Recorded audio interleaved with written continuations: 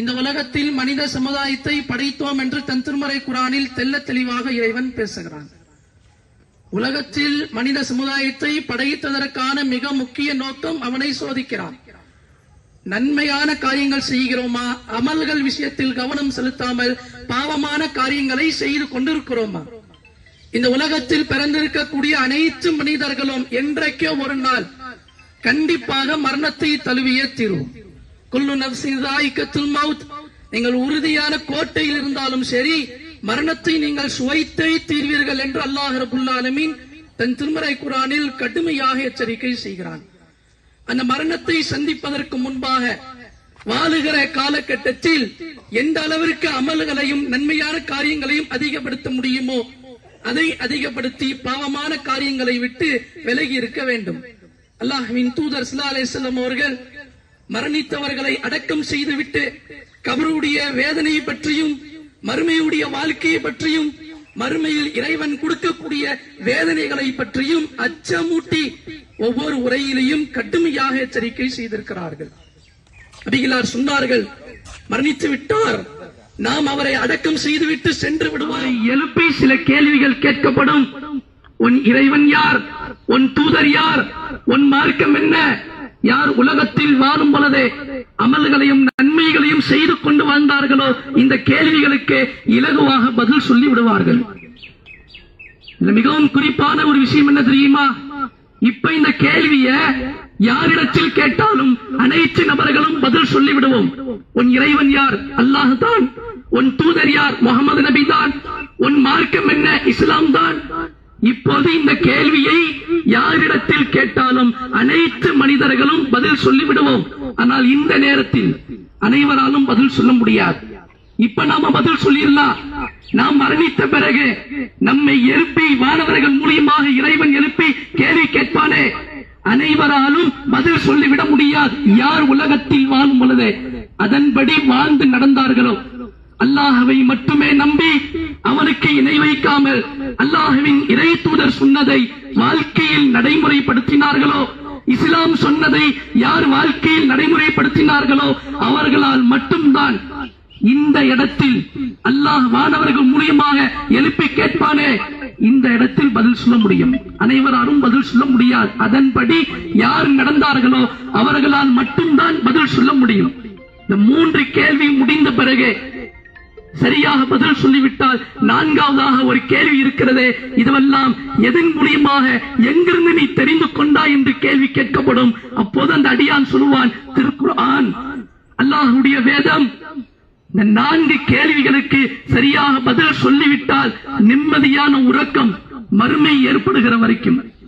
ஒருவேளை இந்த கேள்விகளுக்கு பதில் சொல்லாமல் பதில் சொல்ல முடியாத ஒரு சூழ்நிலைக்கு நாம் தள்ளப்பட்டால், பாவிகளாக இருந்தால் அல்லாஹ்வின் கடுமையான வேதனையை பாருங்கள். நபிகளார் சொன்னார்கள், இந்த கேள்விகளுக்கெல்லாம் யார் பதில் சொல்லவில்லையோ அவர்களுக்கென்று ஒரு மலக்கை இறைவன் ஏற்படுத்தி வைத்திருக்கிறான். அந்த மலக்கு சாதாரண மலக்கு கிடையாது.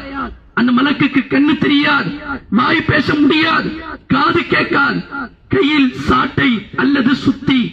ஹதீஸில் வருகிறது, கண் தெரியாத, வாய் பேச முடியாத, காது கேட்காத, கையில் சுத்தியோ அல்லது சாட்டையோ வைத்துக் கொண்டு ஒரு மலக்கை இறைவன் ஏற்படுத்தியிருக்கிறான். யாரெல்லாம் இந்த இடத்தில் பதில் சொல்லவில்லையோ அவர்களுக்கான வேதனை கடுமையாக இருக்கும். அந்த சுத்தியால் அந்த சாட்டையால் அல்லாஹ் ரப்புல் ஆலமீன் கடுமையான முறையில் வேதனை செய்வான். அதனுடைய வேதனையை பற்றி நபிகளார் ஒரு உதாரணம் சொல்லுறாங்க பாருங்க. மலக்கு ஒரு கையில சாட்டை வச்சிருக்காங்களே, அந்த சுத்தி வச்சிருக்காங்களே, அந்த சுத்தியால் அந்த சாட்டையால் உலகத்தில் பிரம்மாண்டமான மலைகள் இருக்கிறதே, பிரமிப்பாக பார்க்கிறோம். இவ்வளவு பெரிதாக இருக்கிறது இந்த மலைகள். அந்த சுத்தியால் அந்த மலையை ஓங்கி அடித்தால் அந்த மலை மண்ணாக போய்விடும். பிரம்மாண்டமான மலை, பிரமிப்பாக பார்க்கிறோம். அந்த மலையே மண்ணாக போய்விடும் என்றால் அந்த சாட்டையை வைத்துதான், அந்த சுத்தியை வைத்துதான் பாவிகளை அல்லாஹ் ரப்புல் ஆலமீன் இந்த இடத்தில் வேதனை செய்வதற்கு தயார்படுத்தி வைத்திருக்கிறான். அதன் மூலமாக எவ்வளவு வேதனைகளை அனுபவித்தாலும் அந்த மலக்கால் பார்க்க முடியாது. இறைவனுடைய ஏற்பாட்டை பாருங்க. நாம ஒரு ஆள் அடிக்கிறோம், கடுமையாக தாக்குகிறோம், இறக்கம் வரும், அடிச்சடியில முகமெல்லாம் ரத்தம் வலிந்து ஓடுகிறதே, இப்படி ஆகிவிட்டதே, இறக்கம் வரும். இதன் பிறகு அடிக்க வேணாம். அவன் கெஞ்சுவான், கதறுவான், காதுல கேட்போம், இப்படி கெஞ்சுறானே, கதறானே. இந்த கெஞ்சுவதை பார்த்துட்டு நாம் என்ன செய்வோம்? அடிக்காம போயிடுவோம். உலகத்துல நாம் ஒரு ஆள் அடிச்சா, ஆனா அல்லாஹ் இந்த மலக்கை எப்படி ஏற்படுத்தி இருக்கிறான் பாருங்க. மலக்குக்கு கண்ணு தெரியாது. நீ எப்படி கோரமான முறையில் அடிபட்டு தண்டனை அனுபவித்தாலும் அந்த மலக்கால் பார்க்க முடியாது. நீ எப்படி கெஞ்சினாலும், எவ்வளவு கதறினாலும், என்னை விட்டு விடுங்கள், என்னை அடிக்காதீர்கள், வேதனை செய்யாதீர்கள் என்று எப்படி கதறினாலும் அந்த மலக்கால் கேட்க முடியாது, காது கேட்காது, பேச முடியாது, ஆறுதல் கூட சொல்ல முடியாது. அல்லாஹ் ரப்புல் ஆலமீன் இந்த இடத்தில் எப்பேற்பட்ட ஒரு மலக்கை ஏற்படுத்தி இருக்கிறான் பாருங்க. ஒவ்வொரு முஸ்லிமான நபர்களும் இதை சந்திக்க இருக்கிறோம். நமக்கு முன்னால் இவர் சென்று விட்டார். இவருடைய கபருடைய வேதனைக்காக, மறுமை வாழ்க்கைக்காக அதிகமாக பிரார்த்தனை செய்யுங்கள். நாம் பின்னால் வரவிருக்கிறோம். இந்த மரண செய்தி நம்மளை மறைமுகமாக எச்சரிக்கிறது.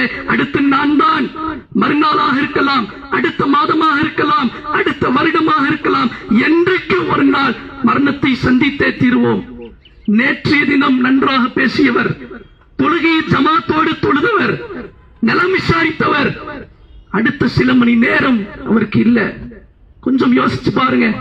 மஹரிப் இஷா தொழுகை ஜமாத்தோடு நிறைவேற்றினார், அடுத்த 3 மணி நேரத்தில் மரணம். நினைச்சு பார்த்திருப்பாங்களா? இதுதான் உலக வாழ்க்கை. அல்லாஹ் தன் திருமறை குர்ஆனில் பேசுகிறான், வமல் ஹயாத்தத் துன்யா இல்லா மத்தாஉல் குரூர்.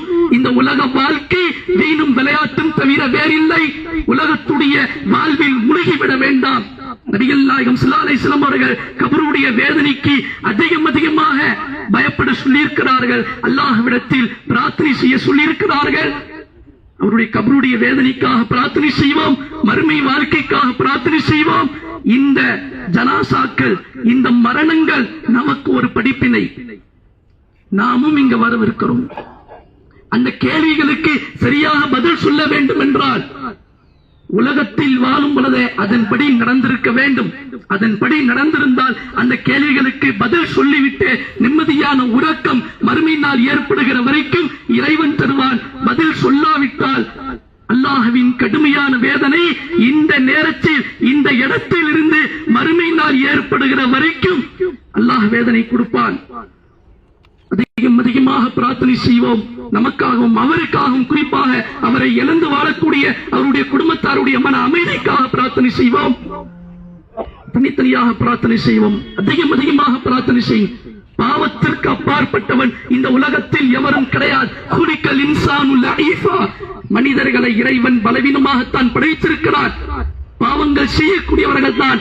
செய்த பாவத்தை இறைவனிடத்தில் மன்றாடினால் அல்லாஹ் மன்னிக்க கூடியவன். அர் ரஹ்மான் அர் ரஹீம், கருணையாளன், கருணையாளர்களுக்கெல்லாம் கருணையாளன் இறைவன். நாம் செய்த பாவத்திற்காக அவனிடத்தில் மன்றாடுவோம். இவருடைய கபருடைய வாழ்க்கைக்காக, மறுமுடைய வாழ்க்கைக்காகவும் அதிகமாக பிரார்த்தனை செய்வோம். கண்டிப்பாக அல்லாஹ் ரப்புல் ஆலமீன் இவரையும் நம்மளையும் நாளை மறுமையில் உயர்ந்த சுவனத்தில் ஒன்று சேர்ப்பானாக என்று பிரார்த்தனை செய்து என்னுடைய நிறைவு செய்கிறேன். வாஹிர் தவானா அல்ஹம்துலில்லாஹி ரப்பில் ஆலமீன்.